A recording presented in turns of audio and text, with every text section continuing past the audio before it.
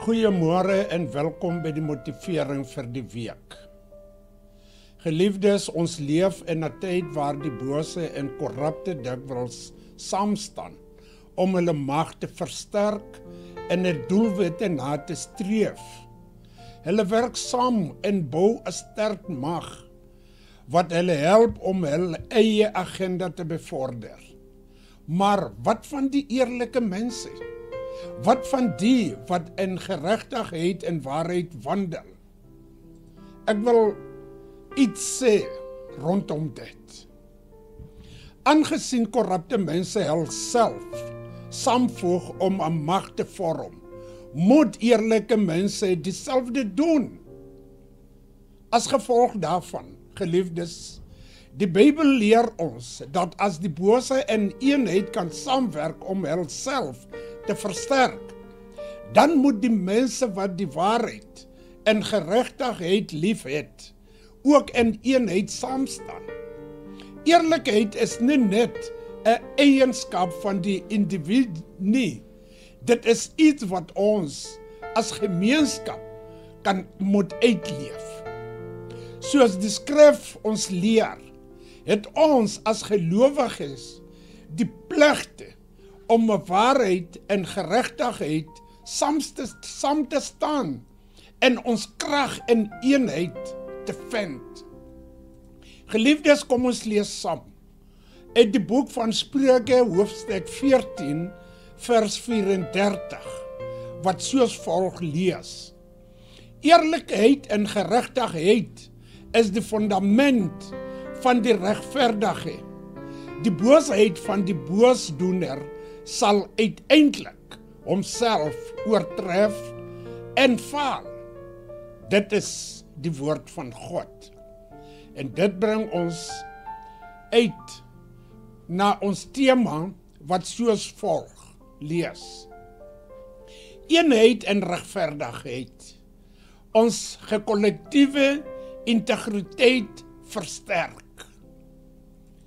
Geliefdes, in hierdie vers sien ons hoe die Bybel die belangrikheid van eerlikheid en geregtigheid beklemtoon. Die korrupte mense bou hulle mag deur hulle te verenig in boosheid. Maar die gelowiges word opgeroep om dieselfde te doen, maar met eerlikheid en geregtigheid as die fundament. As ons saamstaan in die waarheid, sal ons sterker wees as die boosheid wat die wêreld probeer bevorder. Geliefdes, kom ons kyk. Nou, hoe kan ons hierdie vers toepas in ons lewe? Vriende, as ons eerlike mense in geregtigheid saamstaan, sal ons 'n mag wees wat die wêreld nie kan ignoreer nie.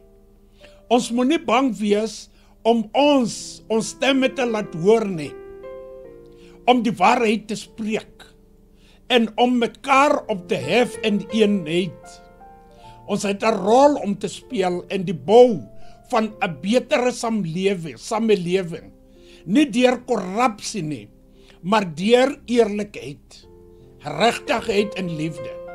Dit is hoe ons werklik 'n verskil kan maak. Geliefdes, kom ons kry die gedagte vir die week, wat soos volg sê: Wanneer die boosheid in eenheid werk om sy mag te bou, moet die mense van God saamstaan in eerlikheid en geregtigheid om 'n sterker mag te wees. Geliefdes, kom ons bid saam ten slotte van ons motiverings vir die week. Here, ons dank U vir die oproep tot eerlikheid en geregtigheid. Help ons om in eenheid saam te staan as 'n gemeenskap van gelowiges wat nie toelaat dat die boosheid in die wêreld ons samelewing oorweldig nie. Gee ons die moed om die waarheid te spreek en geregtigheid te bevorder. selfs wanneer ons gekonfronteer word met die magte van die boosheid. In Jesus se naam bid ons.